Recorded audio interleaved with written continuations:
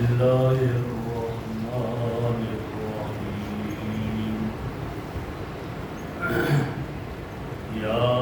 أيها الذين آمنوا لا تقربوا الصلاة وأنتم سكارى حتى تعلموا ما تقولون ولا جنبا إلا عابر سبيل وإن كنتم مرضى أو على سفر أو جاء أحد منكم من الغائط أو لامستم النساء فلم تجدوا ماء فتيمموا صعيدا طيبا فامسحوا بوجوهكم وأيديكم إن الله كان عفوا غفورا یا ایھا الذین آمنوا اے ایمان والو لا تقربوا الصلاۃ وانتم سکارى نشے کی حالت میں تم نماز کے قریب نہ جاؤ حتی تعلموا ما تقولون یہاں تک کہ تم سمجھنے لگو جو کہتے ہو ولا جنوبا اور حالت جنابت میں بھی نماز کے قریب نہ جاؤ الا عابر سبیل مگر تمہارے مسافر ہونے کی حالت میں حتی تغتسلوا یہاں تک کہ تم غسل کر لو وَإِن كُنتُم مَرْضَىٰ أَوْ عَلَىٰ سَفَرٍ تم میں سے کوئی بیمار ہے یا مسافر ہے سفر پر ہے أَوْ جَاءَ أَحَدٌ مِّنكُم مِّنَ الْغَائِطِ یا کوئی آدمی قضاء حاجت کر کے آیا أَوْ لَامَسْتُمُ النِّسَاءَ یا عورت سے اپنی بیوی سے ہم بستری کی فَلَمْ تَجِدُوا مَاءً تم پانی نہ پاؤ فَتَيَمَّمُوا صَعِيدًا طَيِّبًا تو پاک مٹی سے تیمم کرو وَامْسَحُوا بِوُجُوهِكُمْ وَأَيْدِيكُمْ اور مس کر لو مل لو اپنے چہرے پر اور اپنے ہاتھوں کو إِنَّ اللَّهَ كَانَ عَفُوًّا غَفُورًا بے شک اللہ معاف کرنے والا اور مغفرت کرنے والا ہے۔ میرے محترم بزرگوں اور دوستوں، عبادات میں سب سے پہلی جو عبادت وہ نماز ہے۔ جب عبادتوں میں سب سے اہم عبادت نماز ہے، سب سے پہلے نماز فرض ہوئی اور قیامت کے دن سب سے پہلے نمازی کے بارے میں سوال ہوگا۔ تو اس لیے نماز آدمی ادا کرے پڑھے تو انتہائی خشوع خضوع کے ساتھ اور توجہ سے۔ اب جو چیزیں رکاوٹ اس میں بن رہی ہیں ان کو دور کریں۔ چونکہ ابتدا میں شراب حرام نہیں تھی، عرب پیتے تھے، ان کی گھٹی میں شراب پڑ چکی تھی، اور اسلام کی یہ خصوصیت ہے کہ اسلام کسی چیز سے جب منع کرتا ہے تو فوراً سب سے نہیں، آہستہ آہستہ تدریجاً تاکہ عمل کرنا آسان ہو جائے اور چھوڑنا مشکل نہ ہوا۔ لہٰذا اب شراب کی حرمت آنی تھی تو فوراً شراب کو حرام نہیں قرار دیا، تدریجاً حرام کیا۔ پہلے اس کی نفرت دل میں ڈالی، پہلے حکم آ گیا یسألونک عن الخمر والمیسر، آپ سے شراب اور جوئے کے بارے میں پوچھتے ہیں، کہہ دیجئے اس میں نفع بھی ہے نقصان بھی ہے،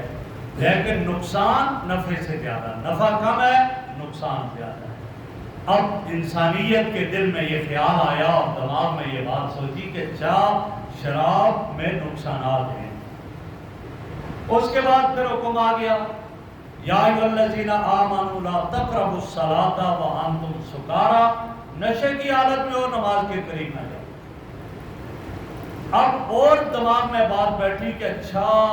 یہ تو بہت بری چیز ہے کہ نماز کے وقت میں نشہ نہ ہو آدمی کو، کہا نشے کی حالت میں نماز میں نہ جاؤ۔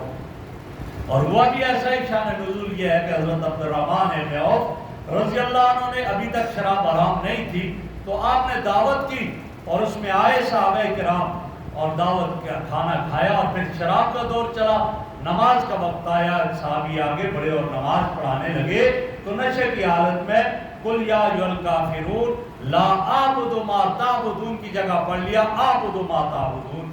تھا، لا اعبد ما تعبدون، میں عبادت نہیں کرتا ان کی جن کی تم کرتے ہو، اب لا چھوڑ دیا اور پڑھ لیا اعبد ما تعبدون، میں ان کی عبادت کرتا ہوں جن کی تم کرتے ہو۔ اس پر یہ آیت اتری، فرمایا نشے کی حالت میں نماز کے قریب نہ جاؤ، کیوں؟ تمہیں پتہ ہی نہیں تم کیا پڑھ رہے ہو، یہاں تک کہ تمہیں معلوم ہو جائے۔ اب جب یہ آ گیا تو اب اور صحابہ کرام اور ایمان والوں کے دلوں میں شراب کی نفرت آئی۔ حضرت عمر رضی اللہ عنہ عرض کرنے لگے کہ اللہ ہمارے لیے کوئی واضح حکم آئے، ابھی تک واضح حکم نہیں ہے، ابھی تک یہ آیا کہ نماز میں نشے کی حالت میں نماز کے قریب نہ جاؤ۔ اب قرآن کریم کی آیت ہوتی تیسری، انما الخمر والمیسر والانصاب والازلام رجس من عمل الشیطان فاجتنبوہ لعلکم تفلحون، فرما دیا یہ نجس ہے، اس سے بچو تاکہ کامیاب ہو جاؤ۔ اب جب آگے پھر کہا گیا فہل انتم منتہون، جب سنا تو فرمایا انتہینا ربنا انتہینا ربنا، ہمارے رب اب ہم بچ گئے، اب ہم رک گئے، اب ہم رک گئے۔ تو یہ تدریجن ہوا، جب تدریجن ہوا حکم آ گیا، شراب کی حرمت کا حکم آیا، تو صحابہ کرام جن کے پاس مشکیزوں میں شراب تھی انہوں نے مشکیزوں کو پھاڑ دیا، شراب گرائی، اور اس طرح مدینہ کی گلیوں میں شراب بہ رہی تھی۔ کسی نے کہا بھائی ابھی ادھر نہیں آیا تھا، تم اس کو بیچ دیتے، ہمارے اوپر استعمال نہ کرتے۔ کہا نہیں، جس کی حرمت کا حکم آ گیا ہے اب اس کو بیچ کر اس کی رقم لینا میرے لیے صحیح نہیں ہے۔ اس طرح تدریجن پہلے شراب کی نفرت دل میں آئی اور اس کے بعد مکمل اس کی حرمت کا حکم آ گیا اور اس کو حرام قرار دیا۔ لیکن کچھ عرصہ تک میرے آقا صلی اللہ علیہ وسلم نے وہ برتن، جن برتنوں میں شراب بنائی دی جاتی تھی اور میں نبیذ بنانے سے بھی منع کر دیا تاکہ مکمل نفرت آ جائے اور کہیں ایسا نہ ہو ان برتنوں میں یہ نبیذ بنانے لگے تو پھر شراب کا خیال آ جائے۔ تو یہی فرمایا کہ تم اس سے بچو، نشے کی حالت میں نماز کے قریب نہ جاؤ۔ ایک تفسیر تو یہ حقیقتاً نشہ ہے، شراب بھی نشہ ہے، اس حالت میں نہ جاؤ نماز کے قریب۔ اور ایک دوسری بات تفسیر کی بات مفسرین نے مجازی نشہ، مجازی نشہ کا کیا معنی ہے کہ تم اس حالت میں نماز نہ پڑھو کہ جب تم غافل ہو، تمہیں پتہ ہی نہیں تم کیا پڑھ رہے ہو۔ کیا معنی؟ اتنی نیند کا غلبہ ہے، اتنی نیند کا غلبہ ہے کہ یہ ادھر گر رہا ہے ادھر گر رہا ہے، اس کو پتہ ہی نہیں میں کیا کہہ رہا ہوں۔ ہو سکتا ہے یہ دعا کر رہا ہو اللہ سے لیکن اپنے آپ کو گالیاں دے رہا ہو۔ لہذا اس وقت کیا کرو، یا تو اگر نماز کا وقت نکل رہا ہے وضو کرو تازہ تاکہ نیند اڑ جائے اور نماز پڑھو، یا یہ ہے کہ تمہیں جو ہے کوئی اور صورت اختیار کرو، اور اگر وقت نہیں نکل رہا تھوڑی دیر سو جاؤ، آرام کرو، پھر اٹھو اور اٹھ کر نماز پڑھو تاکہ تمہیں یہ پتہ چلے۔ تو بہرحال فرمایا کہ نماز کے قریب نشے کی حالت میں نہ جاؤ حتی تعلموا ما تقولون، تمہیں پتہ چلے تم کیا کہتے ہو، جو تم پڑھ رہے ہو تم سمجھو اس کو تم پڑھ رہے ہو۔ اس سے کیا پتہ چلا کہ ہمیں نماز سمجھنی چاہیے، سمجھ کر پڑھنی چاہیے۔ اب سورہ فاتحہ میں پڑھ رہا ہوں، مجھے اس کا ترجمہ ہی اگر نہیں آتا مجھے کیا پتا کہ میں کیا پڑھ رہا ہوں۔ نماز کو پڑھنا چاہیے، سیکھ کر پڑھنا چاہیے، اور اگر نہیں کم از کم آخری جو 10 صورتیں ہیں ان کا ترجمہ ہر آدمی کو آنا چاہیے، اس سے پتہ چلے کہ میں نماز میں کیا پڑھ رہا ہوں۔ قرآن کہتا ہے یہاں تک کہ تم سمجھ جاؤ کہ تم کیا پڑھ رہے ہو۔ اللہ معاف کرے، دعائے قنوت کا یہ حال ہے کہ اب میں سے اکثر کو دعائے قنوت کا ترجمہ شاید نہ، اب میں دعائے قنوت تو پڑھ رہا ہوں لیکن مجھے اس کا معنی ہی نہیں آتا ہے، میں سمجھتا بھی ہوں تو اس کا کیا ہو۔ اگرچہ نماز تو ادا ہو جائے گی، فرض تو ادا ہو جائے گا، لیکن یہ ہے کہ اس کو سمجھنا چاہیے۔ اس لیے ایمان والوں کو چاہیے کہ وہ جب نماز پڑھیں ایسی سمجھ کر پڑھیں، سیکھیں پہلے اور پھر پڑھیں سمجھ کر کے، انہیں پڑھتے ہوئے پھر مزہ آئے گا، پھر سکون آئے گا اور لطف آئے گا۔ تو یہ فرمایا جہاں تک کہ تم یہ جان لو تم کیا کہتے ہو۔ وَلَا جُنُبًا، نشے کی حالت میں بھی نماز نہ پڑھو، جب نشہ دور ہو جائے پھر پڑھو۔ وَلَا جُنُبًا، حالت جنابت میں، غسل فرض ہے، اب اس حالت میں بھی تم نماز نہ پڑھو جب تک کہ غسل نہ کر لو، غسل کر کے نماز پڑھو۔ آگے فرمایا الا عابر سبیل، ہاں ایک آدمی مسافر ہے،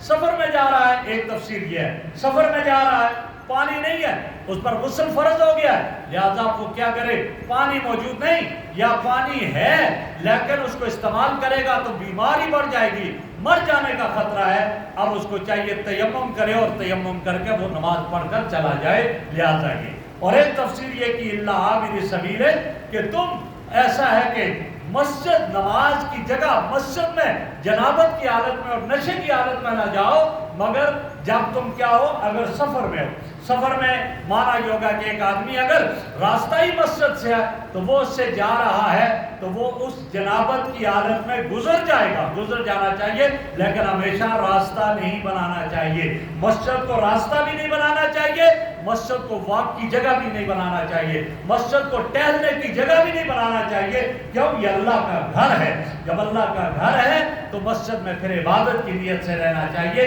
لہذا اس چیز کا خیال۔ تو فرمایا جنابت کی حالت میں اور راستہ نہیں، یہیں سے گزرنا ہے گزر جاؤ، یا مسجد میں سو گئے اور سونے کی حالت میں تمہارے اوپر غسل فرض ہو گیا، لہذا اب اس کو عبور کر سکتے ہو اور عبور کرنے کی تمہیں اجازت ہے، وہاں سے نکل جاؤ، لہذا اس کی تمہیں اجازت ہے، حتیٰ تغتسلوا، یہاں تک کہ غسل کر لو پھر تم نماز پڑھو، لہذا اس کی اجازت ہوگی۔ آگے تیمم کا طریقہ بتایا، دو چیزیں، نماز اور نماز کے لیے طہارت شرط ہے، اور نماز کے لیے طہارت شرط ہے تو اس لیے فرمایا کہ وضو جو ہے، الوضو، وضو جو ہے وہ گویا کہ نماز کا طہور ہے، پاکی ہے، تو اس لیے وضو کر کے نماز پڑھنی چاہیے۔ تو اب آگے ذکر آ گیا کہ ایک آدمی کے پاس پانی ہے تو وضو کر کے نماز پڑھے، اور اگر پانی نہیں ہے تو پھر کیا کرے؟ اگر وہ پانی دور ہے، اتنا دور ہے کہ اس تک جانا 1 میل کے فاصلے پر ہے، دور ہے، اس کے لیے جانا مشکل ہے، یا پانی موجود ہے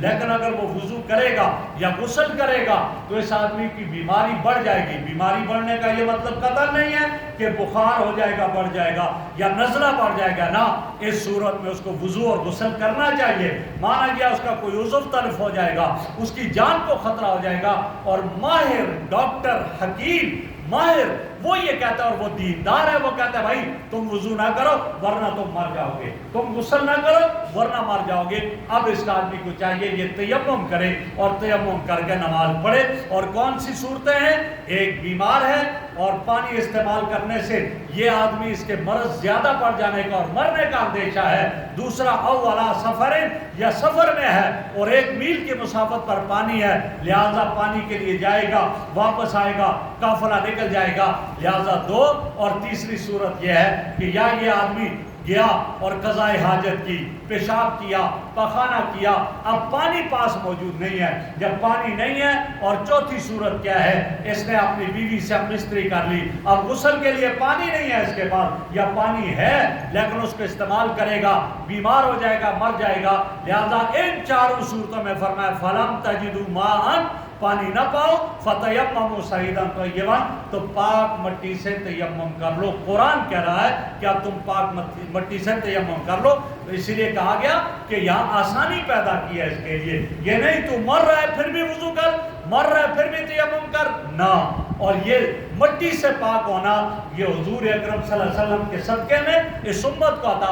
ہوا۔ میرے آقا نے فرمایا فضلت علی الانبیاء بست، باقی نبیوں پر مجھے 6 چیزوں سے فضیلت دی گئی، ان میں ایک کیا ہے؟ ایک فرمایا جعلت لی الارض مسجدا وطہورا، پہلی امتوں میں عبادت کی جگہ مختص تھی، اس سے علاوہ کہیں عبادت نہیں کر سکتے تھے۔ امت محمدیہ کے لیے یہ ہے تم جا رہے ہو، مسجد میں جانا فرض نہیں ہے، نماز کا وقت آ گیا، جہاں بھی ہو مٹی پاک دیکھ لو، وہاں گندگی نہیں ہے، پاک مٹی پر کھڑے ہو جاؤ اور نماز پڑھو، تمہاری عبادت نماز ہو جائے گی۔ اچھا، دوسری کیا تھا؟ پہلی امتوں میں تیمم نہیں تھا، آپ کے لیے کہہ دیا کہ ہاں آپ دیکھ لیں، آپ جا رہے پانی نہیں ہے، مٹی سے پاکی حاصل کر لو، طہارت حاصل کر لو۔ اب پانی سے تو سمجھ آ رہا تھا نجاست دھل رہی ہے، نجاست دور ہو رہی ہے، مٹی سے تو نہیں نظر آتا، لیکن قرآن نے کہہ دیا، جب قرآن نے کہہ دیا کہ یہ مطہر ہے، پاک کرنے والی، خود بھی پاک دوسرے کو پاک کرنے والی ہے، تو یہاں فرما دیا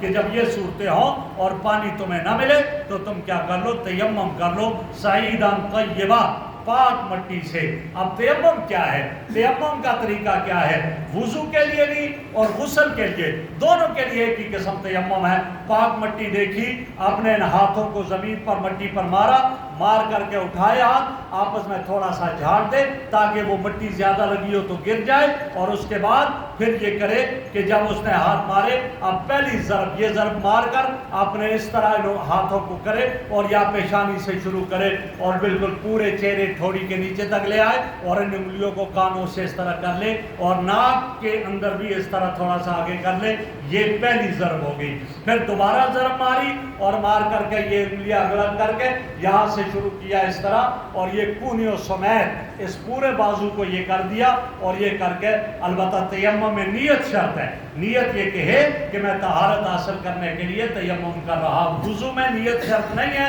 تیمم میں نیت شرط ہے، لہذا یہ کر لے گا اور اس کا تیمم ہو گیا۔ یہ غسل کے لیے بھی یہی ہے اور اسی طرح وضو کے لیے بھی یہی ہے، کیوں میرے آقا نے فرمایا التیمم ضربتان، تیمم دو ہی ضربیں ہیں، ضربۃ للوجہ ایک چہرے کے لیے، وضربۃ للیدین الی المرفقین اور دوسری ہاتھوں سے لے کر کونیوں تک اس کے لیے ہے۔ یہ حضرت عمار رضی اللہ تعالیٰ عنہ کو پتہ نہیں تھا، غسل فرض ہو گیا، یہی کپڑے اتارے اور مٹی میں لوٹ پوٹ ہو گئے اور آ کر رسول اللہ صلی اللہ علیہ وسلم سے عرض کیا یا رسول اللہ مجھ پر غسل فرض تھا اور میں نے یہ تیمم کیا۔ آپ مسکرائے، فرمایا بھائی غسل کے لیے وہی تیمم ہے جو وضو کے لیے ہے، صرف کیا ہے ہاتھ چہرہ اور ہاتھ ان دو کو، باقی پاؤں بھی نہیں، سر کا مسح بھی تیمم میں نہیں ہوتا، بس اتنا ہی کافی۔ تو وہی فرمایا فامسحوا بوجوہکم وایدیکم، بس تم مسح کر لو، ہاں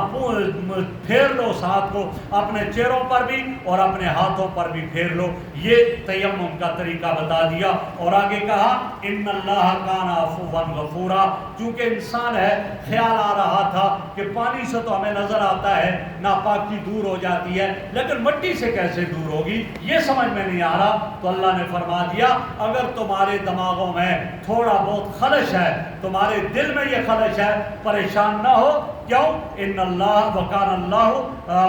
اللہ کان عفوا غفورا، اللہ معاف کر دینے والا اور اللہ بخشنے والا ہے، لہذا اگر کوئی کمی کوتاہی ہو جاتی ہے تو ہمیں اس پر پریشان نہیں ہونا چاہیے، اللہ ایسا کرنے والی ذات ہے۔ تو یہاں اس کا ذکر آیا، تو ہمارے لیے یہاں دو چیزیں، ایک نماز کے بارے میں آیا، نماز میں غفلت نہ ہو، نماز میں انتہائی توجہ سے آدمی پڑھے، خشوع خضوع کے ساتھ پڑھے، عاجزی کے ساتھ پڑھے، جب یہ اللہ کے ہاں یہ قبول ہوگی، اور غفلت میں نہ ہو بلکہ استحضار کے ساتھ نماز پڑھے۔ اور دوسرا بتا دیا طہارت کا، اگر پانی نہیں تو آپ مٹی سے تیمم کر کے عبادت کر سکتے ہو۔ اللہ رب العزت ہمیں عمل کی توفیق